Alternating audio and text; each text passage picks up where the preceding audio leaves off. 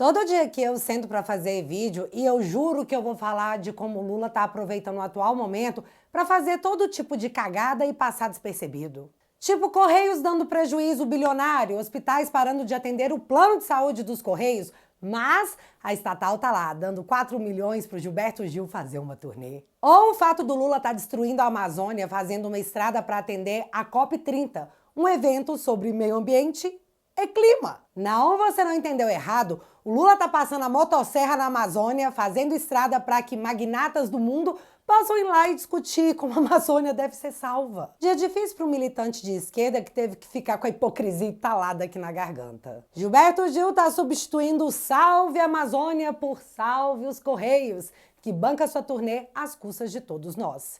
E assim, ser socialista do Leblon é fácil demais, né, galera? Eu também queria discutir com vocês o estudo da USP que não mostra a relação entre o uso de máscaras e perda de vidas durante a pandemia. Olha só que coisa. Eu também queria contar para vocês que quase um ano após a Polícia Federal denunciar o Juscelino, o ministro do Lula, a PGR saiu debaixo da pia para denunciá-lo também por corrupção. Vocês entendem que o escândalo envolvendo o ministro do Lula começou logo após o início do mandato e que só agora, 2 anos depois, a PGR resolveu fazer alguma coisa a respeito do cara que segue sendo ministro e manipulando o nosso dinheiro. E assim, o Lula prometeu fazer alguma coisa caso o Juscelino fosse denunciado pela PGR. Então fica a pergunta, o Lula tem denunciados por corrupção de estimação?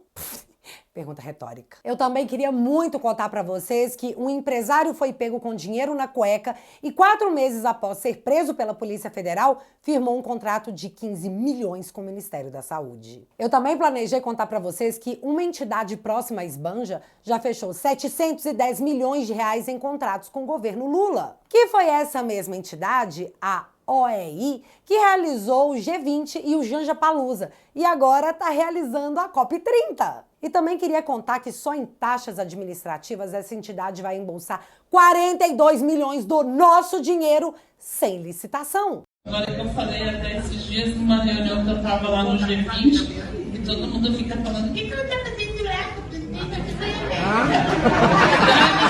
Eu vou estar sempre. Pra quem achou ruim, vocês entenderam, né? Dane-se, ela vai estar lá sempre. Então, eu realmente queria contar todas essas coisas pra vocês de forma mais detalhada. Mas aí o Alexandre faz esse ensaio fotográfico. Juntos no dedo secreto da aldeia da Folha.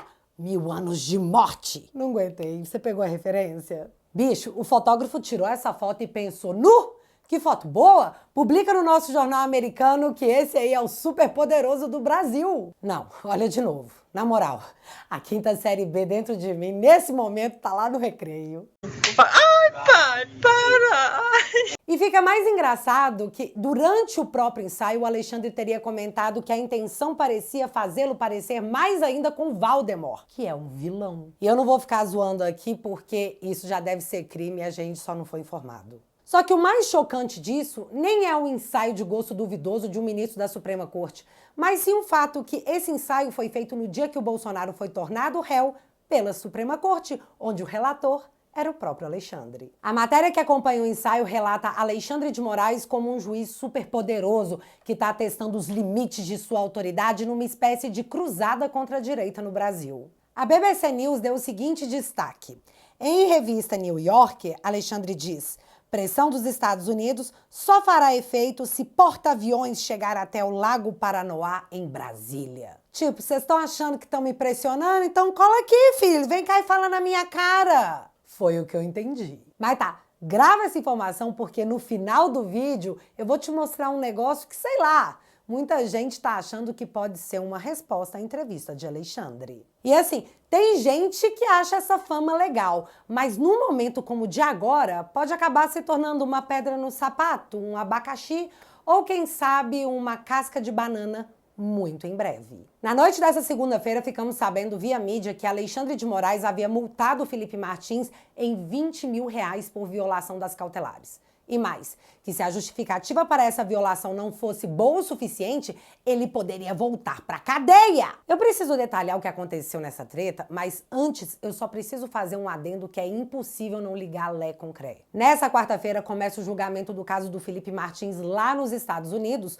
sobre a fraude da inserção de seus dados num sistema de imigração americano. Não sabemos ainda se o Felipe irá falar durante essa primeira sessão, mas ele estará disponível para ser ouvido, o que é muito importante para o processo que está correndo por lá. Afinal, queremos saber quem fraudou a entrada do Felipe nos Estados Unidos e em qual data. Fica até o final desse vídeo que você vai ver um documento que vai te explicar muita coisa. Se o Felipe for preso por essa suposta violação de cautelar, ele não poderá ser ouvido pela corte americana. Assim como ele não pôde ser ouvido na comissão do Congresso, porque Alexandre o ameaçou de prisão caso ele lá comparecesse. E eis um detalhe importante que você precisa gravar. O Alexandre proibiu o Felipe de ser ouvido tanto no Congresso como em entrevistas, porque ele alega que se o Felipe falar em público, ele estará se comunicando com outros denunciados, o que ele é proibido, caracterizando assim a violação da cautelar. Mas aí, voltando a essa nova manifestação de Alexandre em cima do Felipe, às vésperas do julgamento nos Estados Unidos,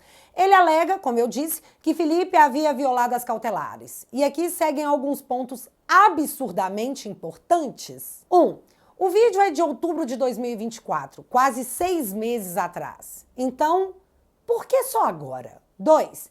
Em janeiro, completava-se 150 dias que Felipe Martins cumpria cautelares, assim como o uso de tornozeleira eletrônica. Pela nossa lei, o prazo máximo para uma pessoa ficar de tornozeleira é de 150 dias. E dado esse prazo, o juiz deve fazer uma análise e solicitar a renovação das cautelares. Mas olha só o que aconteceu. Presta muita atenção, porque você não vai ficar chocado. No dia que completaram 150 dias, o juiz perguntou pro Alexandre o que ele gostaria que fosse feito. Tipo, e aí, você vai renovar as cautelares? Na sequência, Alexandre respondeu pedindo que o Ministério Público e o juiz se manifestassem se o Felipe havia cumprido as cautelares direitinho, no que, em janeiro, tanto o juiz quanto o Ministério Público responderam que sim, sem nenhum ato de violação. A sequência correta disso seria Alexandre se manifestar novamente dizendo se era ou não para renovar as cautelares. Mas hoje já se vai mais de 250 dias e nada do ministro dizer qualquer coisa a respeito. Ou seja, o Felipe está há mais de 100 dias com tornozeleira eletrônica sem que o Estado tenha dito que isso deveria acontecer. O entendimento legal é que a tornozeleira deveria ser removida. Mas isso aqui é Alexandria? Ops, Brazuela. Qual a sua dúvida que se o Felipe retirasse a tornozeleira, ele seria preso por tirar a tornozeleira? Cautelares ad eternum. Só que eu não sei se você pegou aí o grande problema, já que em janeiro, tanto o Ministério Público como o juiz atestaram que o Felipe não violou nenhuma das cautelares. E o vídeo usado pelo Alexandre é de outubro do ano passado. E nem tem como falar que geral não viu, porque o vídeo possui milhares de visualizações e compartilhamentos. E o grande fator é que, além de ser exibido no perfil de seu advogado, o Dr. Sebastião, o Felipe Martins não abriu a boca. Tratada por um fato inexistente. E para desfazer essa prisão, o senhor ministro Alexandre de Moraes impôs uma série de restrições absurdas. Então ele não usou redes sociais, não se comunicou com outros investigados, não retirou a tornozeleira, compareceu toda segunda à comarca. E o entendimento claro é que as cautelares do Felipe foram transferidas para o seu advogado, o que é algo impensável numa democracia. Mas se você está chocado até aí em observar como o processo está sendo conduzido, se liga nesse item 3. Não foi nem a Polícia Federal, nem o Ministério Público, muito menos o próprio PGR, seu Gonê, que pediram a aplicação da multa e os esclarecimentos sob risco de prisão ao Felipe. Foi o próprio Alexandre de Moraes, de ofício, num vídeo de outubro do ano passado, às vésperas da audiência nos Estados Unidos. Mas por que você pediu isso, Alexandre? Ninguém te solicitou nada. Pedi porque eu quis. Bem mais ou menos isso. E para finalizar, observação absurda número 4. Alexandre deu 24 horas para que a defesa do Felipe explicasse a acusação feita pelo próprio Alexandre, sob pena de voltar para a cadeia. Mas as defesas não foram comunicadas dessa decisão. A decisão do Alexandre foi publicada no Diário da Justiça. E tomara a Deus que a defesa do Felipe leia o diário todo dia, senão vai perder o prazo e ele voltará para a cadeia. Galera, a sorte nisso aí foi que a mídia divulgou o ocorrido, como se tornou praxe em Brazuela. Advogados tomarem conhecimento de decisões pela mídia. não pelos autos do processo. E aí, nesse momento, eu tenho que deixar um abraço bem apertado para a OAB Nacional, através do seu Simonetti, por esse belo trabalho que estão fazendo ao promoverem o direito total às defesas desse processo. Contém ironia. E o mais louco é que o Felipe foi preso com base em uma alegação falsa, a de que ele tinha saído do Brasil.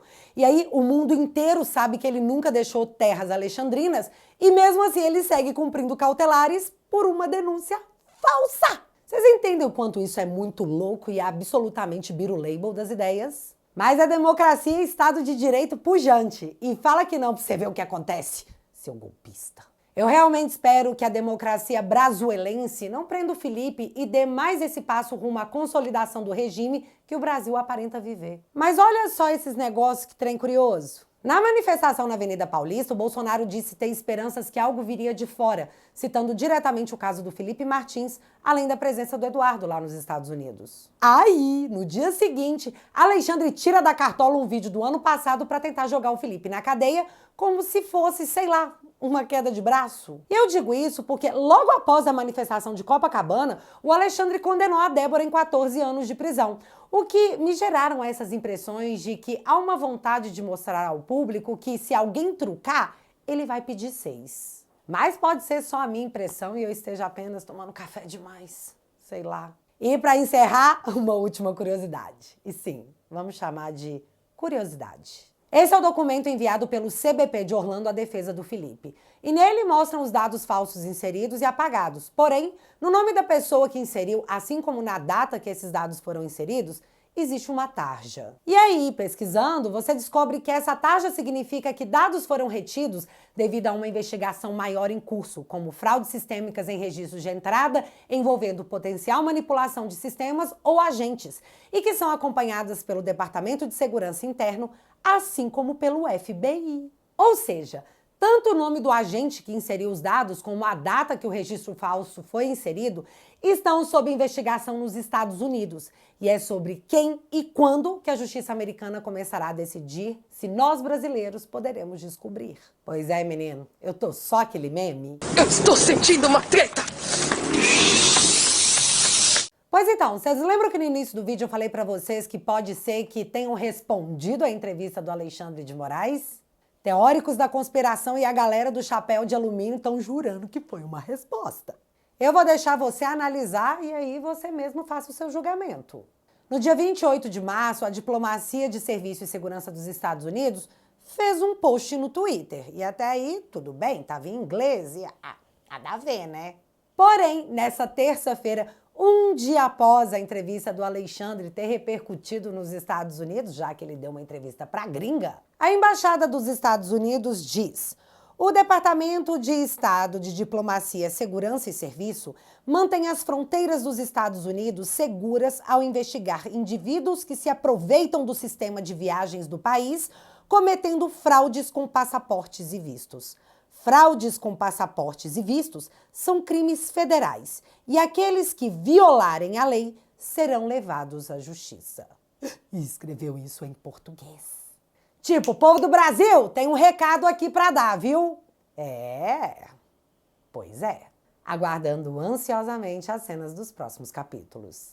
E já que você ficou até aqui, galera, ninguém jamais, sem o uso da força e destruição da liberdade, conseguirá parar o movimento que começou em 2018. Ou talvez até antes. Nós estamos lutando porque existe uma herança mais importante do que dinheiro a ser deixada para nossos filhos e netos. E é por causa deles que a gente precisa se envolver com a mudança cultural que está acontecendo no Brasil. Recentemente eu comecei um quadro novo chamado Te Barbarizei. E tudo que eu quero é bater aquele papo legal com você sobre a democracia tupiniquense, que atualmente é quase uma brazuela. Os episódios do Te Barbarizei são exclusivos para os membros da família. Então, se você quiser ficar atualizado com as coisas que rolam na política, toque no link que está fixado no primeiro comentário e entre para a família Te Atualizei.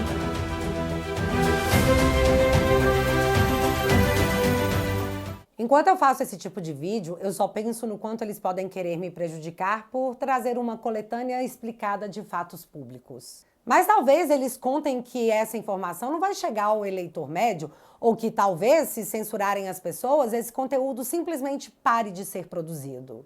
Sim, eu tenho medo, mas nós vamos com medo mesmo assim. Se você puder ser mais do que o meu parceiro, ser meu sócio nessa mudança que já começou, com 10 esbanjas por mês você financia o meu trabalho e entra para a melhor família da internet. Agora, se você quiser assinar o plano vitalício, você leva de brinde esse boné exclusivo, Make Lula Presidiário Again. Porque se eles não sabem brincar, eles não deveriam descer pro play, né? Vou deixar o link fixado aqui nos comentários e desde já, muito obrigada. Mas agora eu quero saber de vocês. Essa denúncia do Alexandre contra o Felipe Martins teria algo a ver com a audiência dos Estados Unidos? Ou quem pensa isso tá doidão de café? Me conta aqui nos comentários que eu quero saber. Se você ainda não é inscrito aqui no meu canal, meu amigo, se inscreve e deixa seu like. Porque você já sabe, acontecendo alguma coisa de relevante ou irrelevante, a gente volta. Beijos, galera! Fui!